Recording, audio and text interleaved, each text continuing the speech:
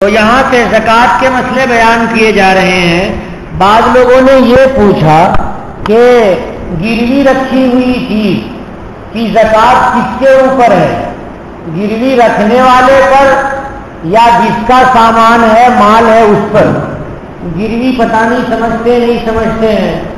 کوئی آدمی قرض دیتا ہے کسی کو تو کوئی سیکورٹی کے طور پہ کوئی سامان رکھ لیتا ہے، وہ زیور رکھ لیتا ہے، سونے اور چاندی رکھ لیتا ہے اور پھر قرض دیتا ہے۔ تو جو سونا اور چاندی رکھا ہوا ہے اس آدمی کے پاس وہ گروی رکھنے والا ہے، تو جس نے قرض لیا ہے اس کے اوپر سونا چاندی کی زکوٰۃ واجب ہوگی یا یہ کہ گروی رکھنے والے پہ واجب ہوگی؟ اس کا جواب یہ ہے کہ نہ اس پر واجب ہوگی نہ اس پر واجب ہوگی۔ گروی رکھی ہوئی چیز کی زکوٰۃ نہ تو رکھنے والے پہ واجب ہوتی ہے نہ رکھوانے والے پہ واجب ہوتی ہے، سمجھ گئے؟ اس کے بعد دوسرا مسئلہ یہ ہے،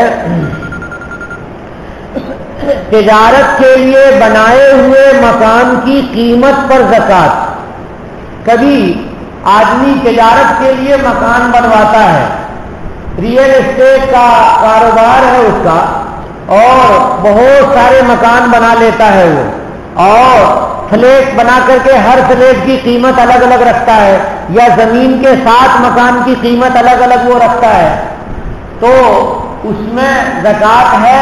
ہاں زکوٰۃ ہے۔ اس کی جو مارکیٹ ویلیو ہے، بازار کی اس کی جو قیمت ہوگی اس قیمت پر زکوٰۃ واجب ہوگی، یعنی کتنے میں مکان بک رہا ہے، اس کی مالیت کتنی ہے، تو اتنے میں زکوٰۃ واجب ہوگی۔ اسی طرح سے بعض لوگ مکان رہنے کے لیے بناتے ہیں، تو جو لوگ مکان اپنا رہنے کے لیے بناتے ہیں ان کے اوپر مکان کی زکوٰۃ واجب نہیں ہوتی۔ اگر مکان بنایا رہنے کے لیے اور پھر ارادہ ہو گیا بیچنے کا تو اس ارادے کا کوئی اعتبار نہیں ہے۔ جب مکان بکے گا اس وقت جب قیمت ملے گی تب زکوٰۃ ادا کی جائے گی، صرف نیت کے بدل جانے سے کوئی فرق نہیں پڑتا۔ بعض عورتیں یہ مسئلہ پوچھتی ہیں کہ زیور جو ہم استعمال کرتے ہیں ان میں زکوٰۃ ہے یا یہ کہ جو رکھے رہتے ہیں ان میں زکوٰۃ ہے؟ دونوں میں زکوٰۃ ہے۔ زیور چاہے استعمال ہو یا استعمال نہ ہو دونوں میں زکوٰۃ ہے۔ میں حنفی مسلک کا مسئلہ بتا رہا ہوں بھائی، بعض دوسرے لوگ دین کی تشریح غلط کر رہے ہیں اور وہ کہتے ہیں ارے کون دیکھ رہا ہے زیور کو، وہ تو گھر کے اندر ہے، رہنے جو اس کی کوئی زکوٰۃ نہیں۔ اور آپ کے یہاں ایک گمراہ آدمی ہے پی زین العابدین، ان کا ایک لمبا مسئلہ ایک بار آیا تھا۔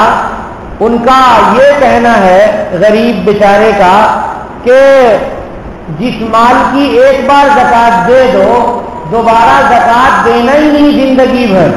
بھائیو ایسی بات نہ تو حضور نے کہی، نہ تو صحابہ نے کہی، نہ تو تابعین نے کہی، اور نہ تو آج تک کے کسی فقیہ کو اس بات سمجھ میں آئی۔ صرف ایک ہی آدمی گمراہ ہے جو ایسا کہتا ہے، ان کی بات میں آپ لوگ نہیں آئیے گا۔ آپ کہہ رہے ہوں گے کہ گمراہ کاہے کہہ دیا، ان کی ایک نہیں کئی کتاب میں پڑھ چکا ہوں اور اطمینان کے ساتھ کہہ رہا ہوں مسجد میں بیٹھ کر کے کہ وہ آدمی گمراہ ہے، اس کے ماننے والے گمراہ ہیں۔ بہت اطمینان سے کہہ رہا ہوں۔ آپ کہیں گے ہماری رشتہ داری ہے، چاہے آپ کی رشتہ داری رہے، مگر ایمان کھوپڑا اسلام کا مسئلہ اس کو صاف صاف بتانا پڑے گا۔ اگر نہیں بتاؤں گا تو خیانت ہو جائے گی۔ بہت سے لوگ آپ کے درس میں بیٹھتے ہیں اور وہ پی زین العابدین صاحب کو مانتے ہیں، مت بیٹھا کریں۔ کون کہتا ہے بیٹھنے کے لیے؟ مت آیا کریں۔ دودھ بیچنے کے لیے لوگ بھینس اور گائے پالتے ہیں، آج کل ہمارے ادھر بھی پالتے ہیں، سب جگہ پالتے ہیں، تو بہت ساری بھینسیں پالتے ہیں، گائے پالتے ہیں، لیکن باندھ کے کھلاتے ہیں، چارہ لا کر کے اس کو کھلاتے ہیں۔ اس لیے ان भैंसों पर और गायों पर ज़कात नहीं है, चाहे वो कितने ही हो जाए। उस वक्त ज़कात होती है भैंस गाय पे जबकि वो चरागाह में जाकर के चरते हों। जैसे पहाड़ों पे ले जाकर के चराते हैं, घर में कुछ भी नहीं खिलाते, सुबह को ले जाते हैं, शाम को वापस ले आते हैं, तो उनकी ज़कात है, उनकी ज़कात का मसला अलग है। कभी ऐसा हो सकता है कि माल हो और ज़कात वाजिब हो, लेकिन इत्तेफाक से माल हलाक हो गया, जल गया, पानी में डूब गया या कोई और बात हो गई, तो ऐसी सूरत में अगर पूरा माल चला गया तो ज़कात साकित हो गई, और अगर थोड़ा सा बचा तो जितना बचा है उसकी ज़कात वाजिब होगी, उसका 40वां हिस्सा निकाला जाएगा।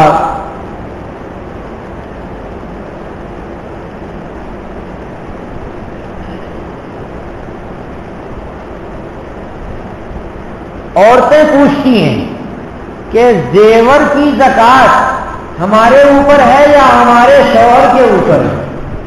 उसका जवाब यह है, पहन रहा है शौहर या तुम पहन रहे हो, मिल्कियत किसकी है? शरीयत मिल्कियत देखती है। अगर मिल्कियत बीवी की है, उसको अब्बा ने दिया, अम्मी ने दिया, भाई ने दिया, किसी ने भी दिया, मिल्कियत बीवी की है तो बीवी पर जेवर की ज़कात है, शौहर पे नहीं। लेकिन अगर शौहर ने खरीद के दिया है कि देखो मैडम ये जेवर मेरा है लेकिन तुमको पहनने की इजाजत है, तो मिल्कियत किसकी हुई? अब शौहर की हुई, तो अब शौहर को ज़कात देनी पड़ेगी। अब सवाल ये पैदा होता है कि शौहर बेचारे बहुत से ऐसे हैं जो बीवी को हर महीने अलग से जेब खर्च नहीं देते हैं और फिर भी नेक बीवियां हैं और बर्दाश्त करती हैं, जिंदगी आराम से गुजारती हैं। तो ऐसी बीवी की तरफ से अगर कोई शौहर अदा कर दे रहा है और बीवी इजाजत दे रही है तब अदा हो जाएगा, बीवी इजाजत नहीं देगी तो अदा नहीं होगा। और औरतों को खर्चे वर्चे देते रहना चाहिए ताकि वो अपनी मर्जी से थोड़ा सदका खैरात कर सके। सारा अपनी जेब में रखेंगे तो वो बेचारी तो गुलाम खादिमा जैसी हो जाएगी। इसलिए हजरत थानवी रहमतुल्लाह अलैह ने लिखा है कि बीवी को खर्चा देना चाहिए महीने का, जो भी हो मुनासिब किस्म का, हर आदमी अपने हिसाब से दे सकता है। बाज लोग अंडों की तजारत करते हैं तो आमदनी पे ज़कात होती है, अंडों पे ज़कात नहीं होगी, आमदनी पे ज़कात होगी। बाज लोग मुर्गियों की तजारत करते हैं तो उनकी आमदनी पे ज़कात होगी, मुर्गियों पे ज़कात नहीं होगी।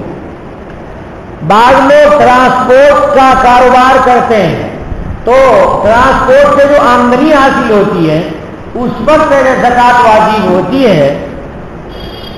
ट्रक वगैरह जो और ऑफिसर्स वगैरह जो होते हैं उनकी ज़कात वाजिब नहीं होती है, सिर्फ आमदनी के ऊपर ज़कात वाजिब होती है। कितनी वाजिब होती है? वही जो मैंने बताया, 2.5% अदा करेंगे। महर दैन है, लेकिन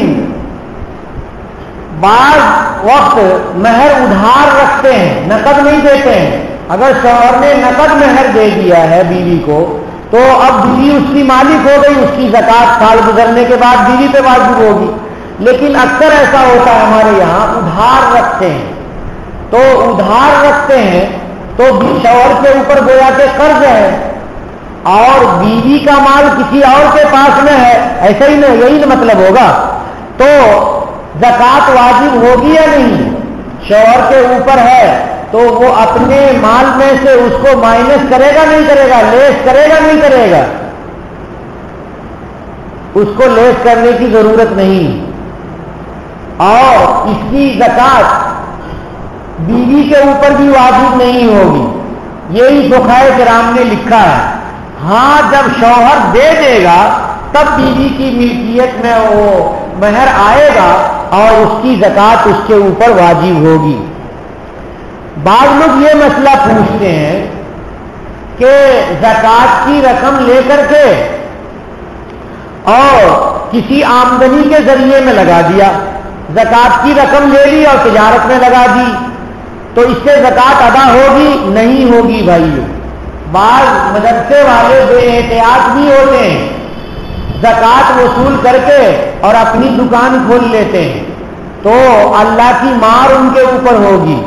آپ دے رہے ہیں تو آپ تو اللہ واسطے دے چکے ہیں، لیکن دینے سے پہلے تحقیق کرنی چاہیے کہ اطمینان دل کو ہے یا نہیں ہے۔ اطمینان ہو تو دینا چاہیے۔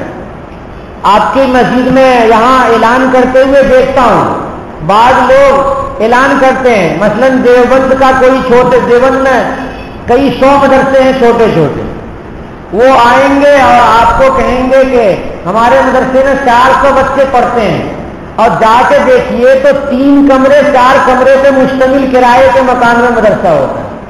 تو ایک آدمی آیا یہاں اعلان کیا، تو میں نے ایک آدمی سے کہا کہ جا کے پوچھو کہ یہ 400 بچے ہگتے کہاں پر ہیں، بیت الخلا کتنا ان کے پاس، صرف اتنا پوچھو، کمرے میں پوچھو، جتنی جگہ ہے اتنے میں تو 400 ہگ نہیں سکتے ہیں بھائیو۔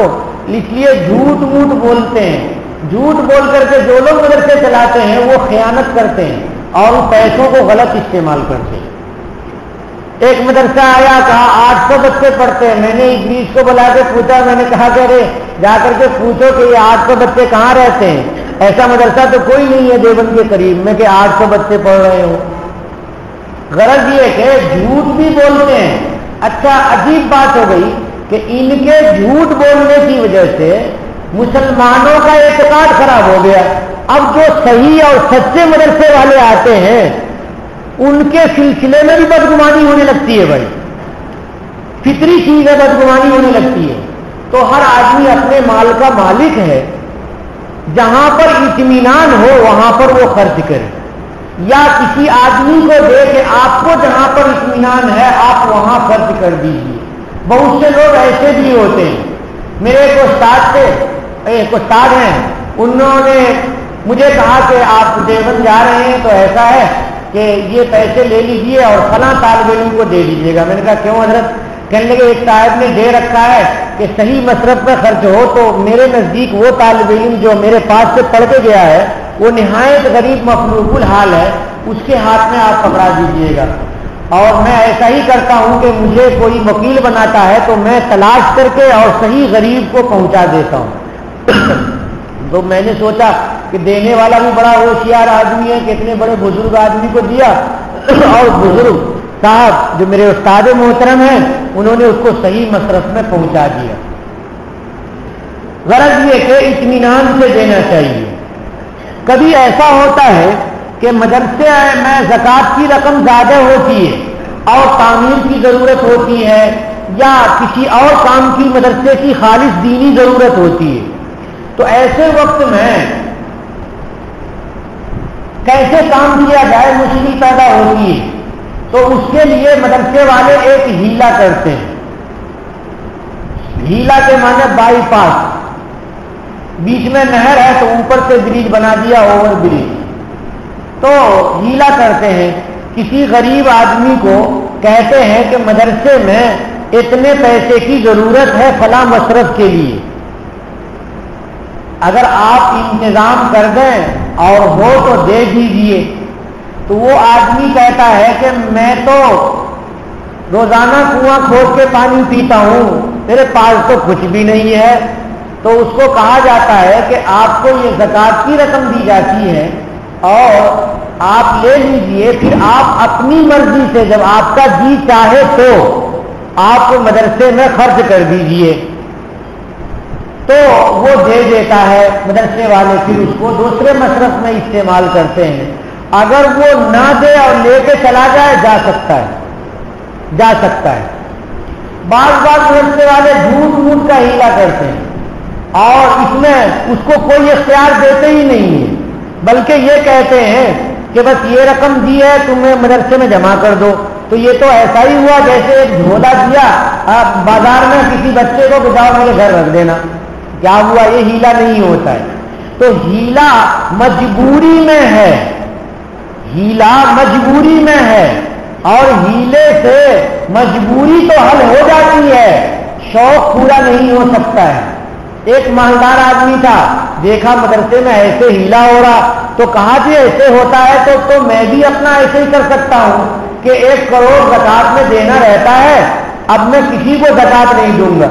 एक फकीर को बोलूंगा कि भाई मुझे फला जगह जरूरत है दुकान खोलने की, 1 करोड़ की दुकान दिख रही है, तुम मुझे दे दो, अब ये पैसा मैं उसको दे दूंगा, एक हाथ से दूसरे हाथ से ले लूंगा।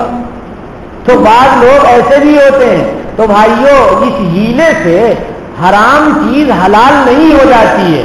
कभी इत्तेफाक से कोई मजबूरी पेश आती है तो उस वक्त में ऐसा किया जाता है, ये मजबूरी के हालत के लिए ऐसा है।